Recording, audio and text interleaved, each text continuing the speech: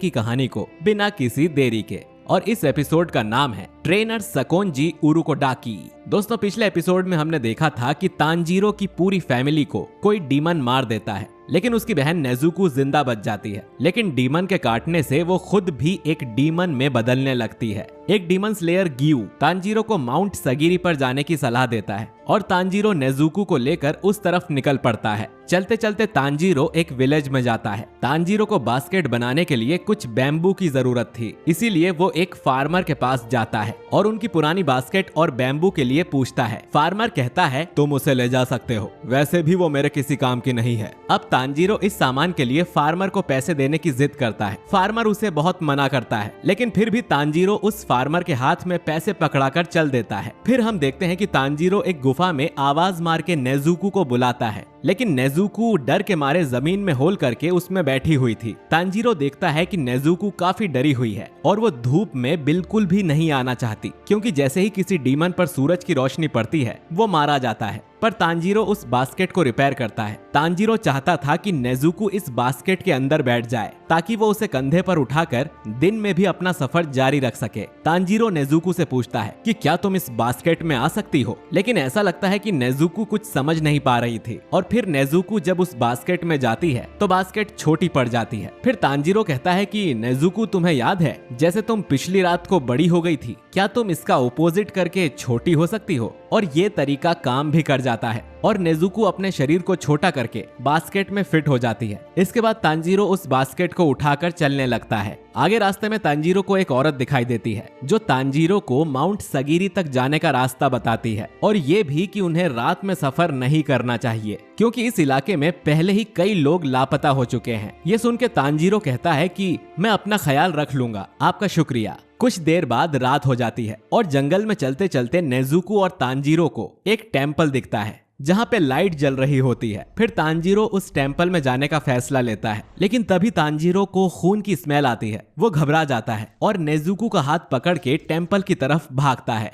और डोर खोल के पूछता है कि क्या आप सब ठीक हो। लेकिन अंदर का नजारा देख के तांजीरो डर जाता है, क्योंकि वहाँ के लोगों पे डीमन ने अटैक कर दिया था और उन्हें मार दिया था और अब वो उनका मांस खा रहा था। तभी उसकी नजर तांजीरो और नेजुको पे जाती है। वो डीमन उनको वार्निंग देता है कि ये उसका इलाका है और उसके इलाके में आने वाले को इसकी कीमत चुकानी पड़ेगी। और इतना सारा ब्लड देखकर नेजुको की भी लार टपकने लगती है। फिर वो डीमन को जैसे ही पता चलता है कि तांजीरो एक इंसान है, वो उस पे हमला करने आता है, लेकिन तांजीरो अपनी कुल्हाड़ी से उस डीमन के गले को ही काट देता है। ये देख के डीमन कहता है कि कुल्हाड़ी का हमला बुरा नहीं था, लेकिन इस तरह की खरोंचें जल्द ही ठीक हो जाएंगी। ये बोलते ही उसका जख्म पूरी तरह ठीक हो जाता है। फिर वो डीमन तांजीरो की नजरों के सामने से गायब हो जाता है और अचानक से उसको गिरा देता है और फिर तांजीरो का गला दबा देता है, जिससे तांजीरो का दम घुटने लगता है। फिर डीमन कहता है कि मैं तुम्हारी गर्दन तोड़ दूंगा। जैसे ही लगता है कि वो डीमन तांजीरो की जान ले लेगा,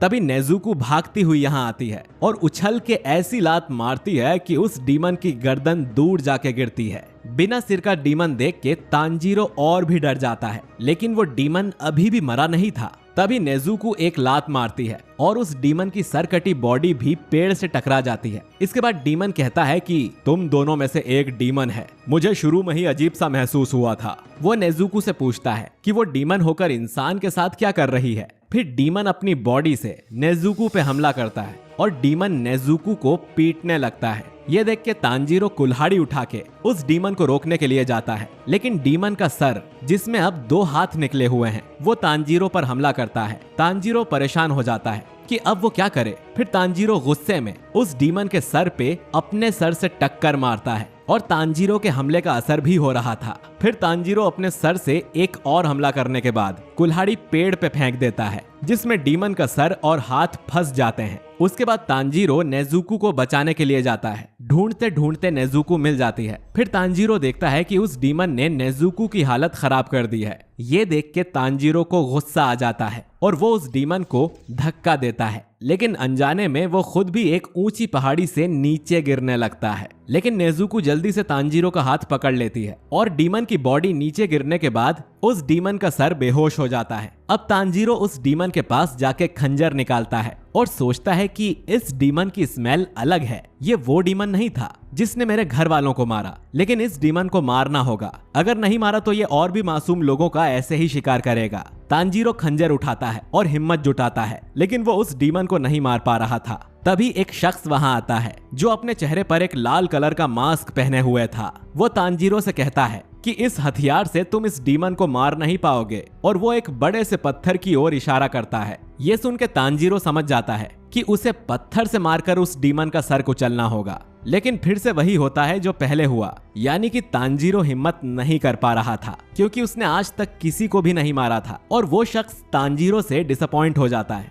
और सोचने लगता है कि ये लड़का दयालु है, आखिर डीमन के सामने होके भी ये ऐसा क्यों है। तभी हम देखते हैं कि डीमन जाग जाता है और सोचने लगता है कि क्या मेरा शरीर मर गया है। उसके बाद वो तांजीरो को अपने सामने खड़ा देख गुस्सा हो जाता है और उस पे भड़कने लगता है और तांजीरो को मारने की धमकी देता है। लेकिन कुछ देर में सुबह हो जाती है और सूरज निकलने लगता है और धूप की किरण पड़ते ही वो डीमन जल के राख हो जाता है। फिर तांजीरो नेजुको को ढूंढने लगता है क्योंकि वो आसपास नहीं थी। वो भागता हुआ टेंपल में जाता है तो वो देखता है कि नेजुको पहले ही बास्केट के अंदर बैठ गई थी। इसके बाद तांजीरो देखता है कि उस मास्क वाले शख्स ने उन मरे हुए लोगों को दफना दिया था। इसके बाद ये शख्स अपना नाम बताता है। उसका नाम है सकोंजी उरुकोडाकी। ये वही शख्स है जिसको तांजीरो ढूंढ रहा था। आगे सकोंजी कहता है कि गियू टोमियोका ने तुम्हें यहाँ भेजा है। तांजीरो हाँ कहता है और उसे अपना और नेजुको का नाम बताता है। तांजीरो और कुछ कहने वाला था, तभी सकोंजी बोलता है कि तांजीरो तुम क्या करोगे जब तुम्हारी बहन इंसानों को खाना शुरू कर देगी। तांजीरो ये सुन के चौंक जाता है और सोच में पड़ जाता है कि अब क्या जवाब दिया जाए। तभी सकोंजी तांजीरो को एक जोरदार थप्पड़ मारता है और बोलता है कि तुम मेरी बात का जवाब इसीलिए नहीं दे पाए क्योंकि तुम्हारी फैसला लेने की शक्ति स्लो है,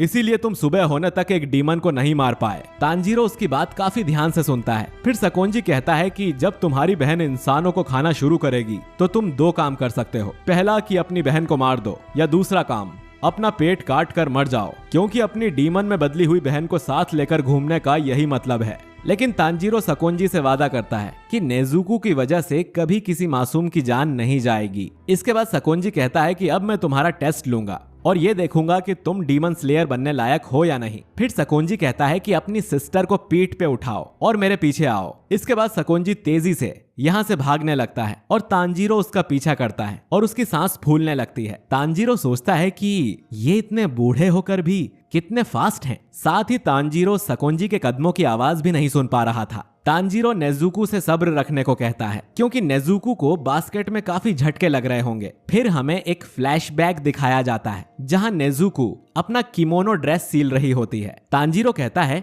कि अब तुम्हारे लिए एक नया किमोनो खरीद लेना चाहिए, लेकिन नेजुको मना कर देती है और कहती है कि ये किमोनो मेरा फेवरेट है और ड्रेस लेने से अच्छा है कि अपने भाई बहनों को पेट भर के खाना खिलाना चाहिए। फिर तांजीरो नेजुको से प्रॉमिस करता है कि वो उसको वापस इंसान बना देगा और उसके लिए नया किमोनो भी खरीद के देगा। कुछ देर तक भागने के बाद वो टेंपल में आकर रुकते हैं। फिर तांजीरो सकोंजी से थकी हुई हालत में पूछता है कि मैंने टेस्ट पास कर लिया ना, जिस पर सकोंजी कहता है कि अभी तो टेस्ट शुरू भी नहीं हुआ है और हमें माउंटेन की चढ़ाई करने जाना है। फिर तांजीरो अपनी बहन को सुलाता है।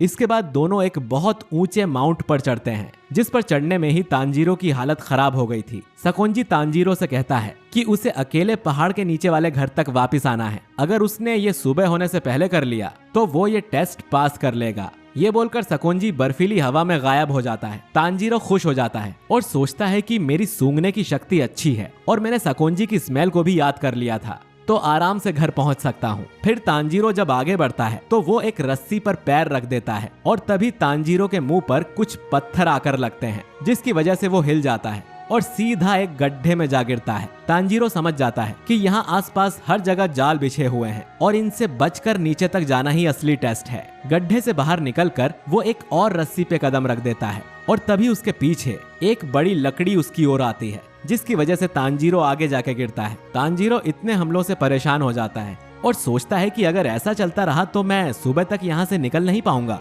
और इस ऊंचे पहाड़ में हवा भी बहुत पतली है, जिसकी वजह से तांजीरो ठीक से सांस भी नहीं ले पा रहा था। अब थोड़ी दूर जाने के बाद तांजीरो सोचता है कि मुझे अपनी सांसों को काबू में लाना होगा और हर जाल को सूंघना होगा। तभी तांजीरो रुकता है, आंखें बंद करके गहरी सांस लेता है और आसपास बिछे जालों को सूंघने की कोशिश करता है और फिर ध्यान लगाकर भागना शुरू कर देता है और उन जालों से किसी तरह खुद को बचाकर रखता है। तांजीरो खुश हो जाता है कि इंसान के बिछाए गए जाल में उनकी अलग स्मेल होती है। फिर दूसरी ओर सकोनजी घर में बैठकर खिड़की की तरफ देखता है। फिर तांजीरो उसके बिछाए जालों को पार करके आखिरकार घर तक पहुंच जाता है, लेकिन उसकी हालत खराब हो गई थी। फिर हमें एक फ्लैशबैक देखने को मिलता है जिसमें गयू ने सकोनजी को एक लेटर भेजा था जिसमें लिखा था कि मैं आपके पास एक लड़के को भेज रहा हूँ जो डीमन स्लेयर बनना चाहता है। उसकी बहन एक डीमन में बदल गई है, लेकिन ये पक्का है कि वो लड़की किसी इंसान पे हमला नहीं करेगी। इन दोनों में कुछ अलग बात है और इस लड़के में आपकी तरह सूंघने की कमाल की शक्ति है। शायद ये कोई रास्ते ढूंढ ले